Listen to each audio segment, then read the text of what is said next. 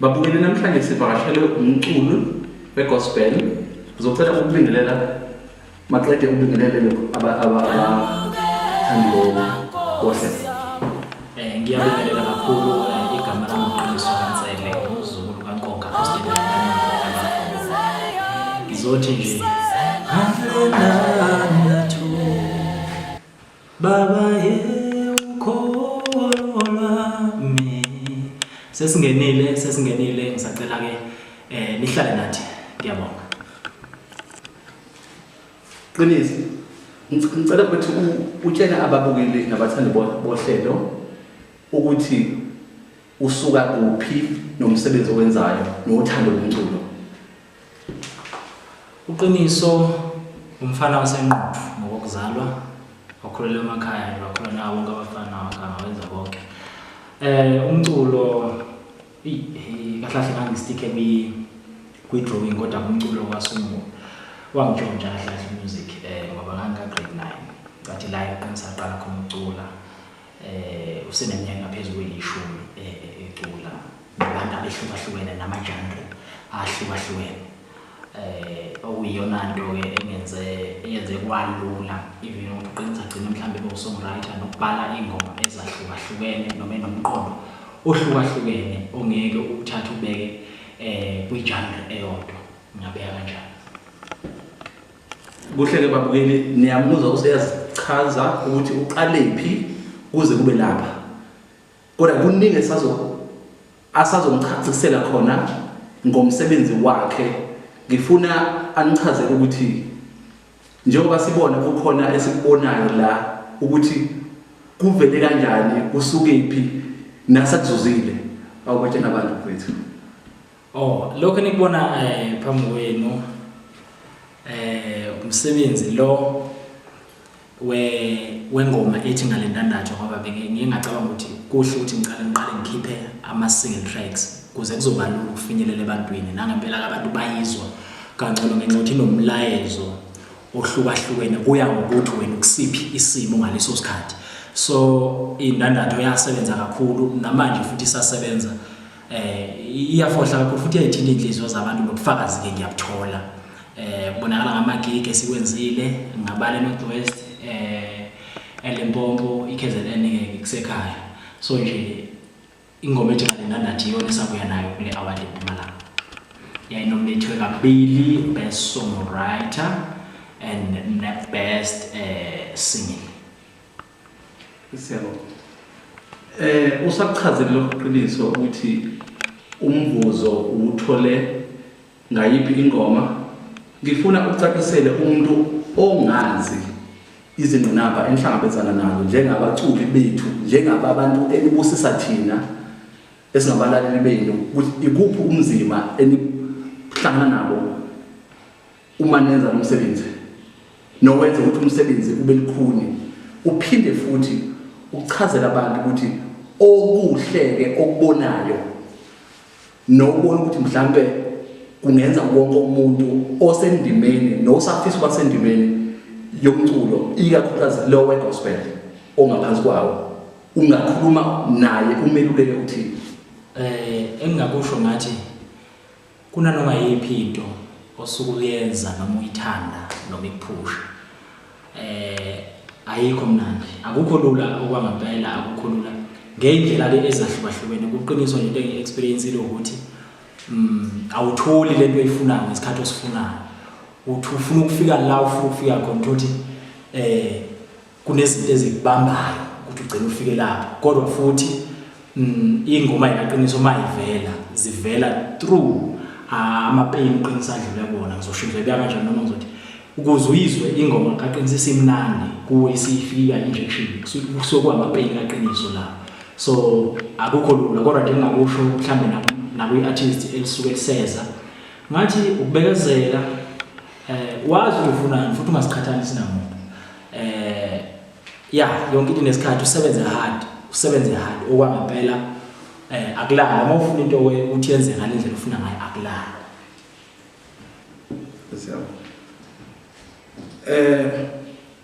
Ngoba sikhuluma la baningi abantu ababhekile sibhekwe abantu abacaphuna kusale nabantu abasebenza kakhulu ngomsebenzi osondelene nowakho. Ngabe ikhampani unayo o ngabe futhi ilupho olunye usizo ongalidinga noma ngalicela umuntu obonayo nobona lo msebenzi wakho njengamanje uzikhulumele naye ukhona? Uqiniso kule minyaka yo10 kwi-music industry ayikho ikhampani akasayina nayo, akayikho imanager yamphatha kuna producer. Uqiniso umsebenzi wonke mawuzwa nje into emnandi la, uqiniso usuke eyicompose o-arranger kuze kufike egcineni wayiproducer. So ngathini into eyibenzima kakhulu kusuke kuamandla. So mangathi nje mhlambe kuyenzeka ngelinye ilanga kube khona umuntu ongakholela umsebenzini wami, nesiqiniseko sokuthi ngeke azayisole ngoba igalele nalo futhi nendlela esengibone ngayo esengexperience ngayo umsebenzi wami kunakuyena kuyobalula futhi ama benefits mhlamba angagcine wathola noma izithelo zokuthi mhlamba agcine enyula uqiniso ziyoba nkulu kakhulu, mhlawumbe kungaphindwa kabili noma kathathu kulokho asuke kade provide iqiniso. So nje uqiniso ngathi uyi-product enkulu kakhulu nedaba mhlawumbe abanye abakayinothisi, kodwa nje unone kakhulu makathiwa ngesizulu, unone kakhulu yeah.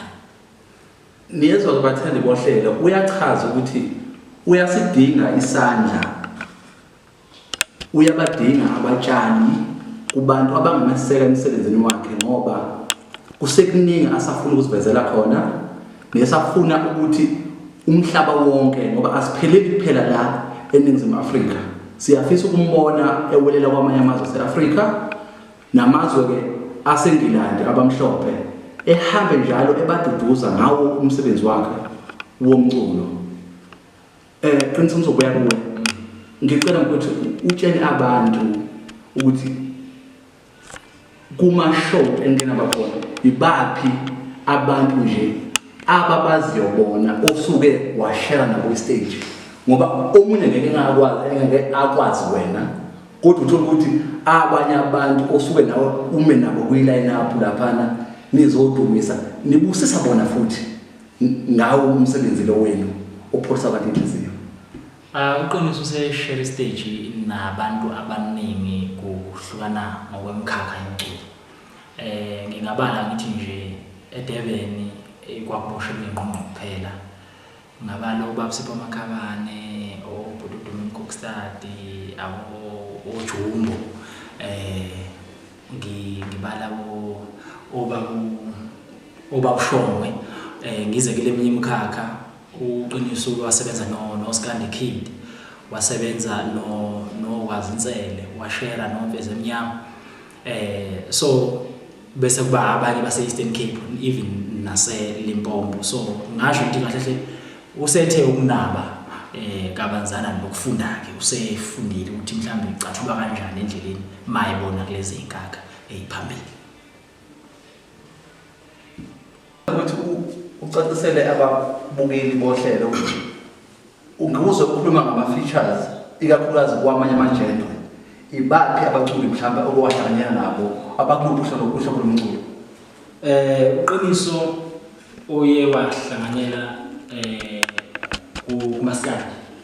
kuMaskandi uyasebenza nomuntu bathi uMbhokozeni walamula uLundi, waphinde futhi ingoma yakhona futhi yayihluphethu impela mawutetema waphinde futhi wasebenza noVirus nje kulonyaka ophelileyo nakhona futhi nje hayi kuMaskandi ngiyengenela impela yonke umkholo uyozona ukuthi khuphuka ngomshuni manje, ngaphinde futhi ngazosebenza noWazintsele isikhathi esiningi ey'nkolweni zakhe uzothola i-background yo-music olapho isikhathi esiningi kusuke kuqiniso.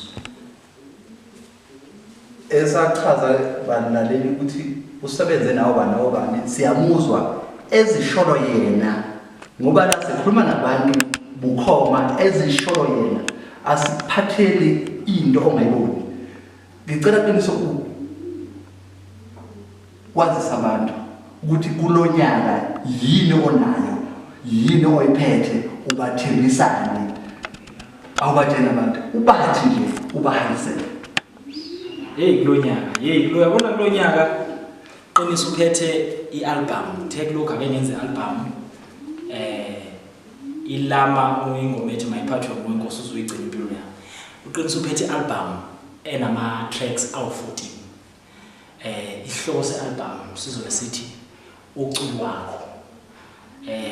Uyabona kunobuciko ke lapho kodwa futhi nje into eclear. So lezi ingoma zididiyelwe ngendlela ezahlukene. Cathi lonke uhlobo lomuntu uzoyithoza i-album ngoba kunane hip hop gospel ekhona ingoma ethi move on.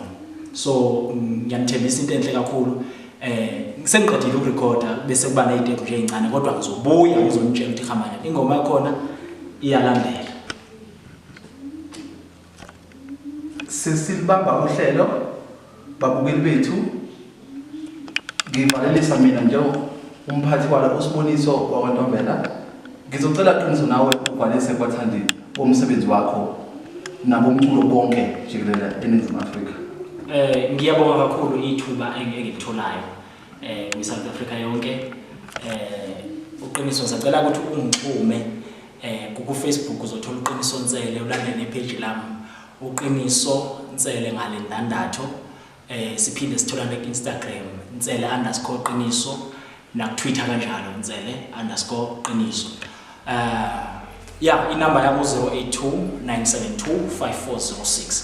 Asihlangane ke lapha. Siyabonga.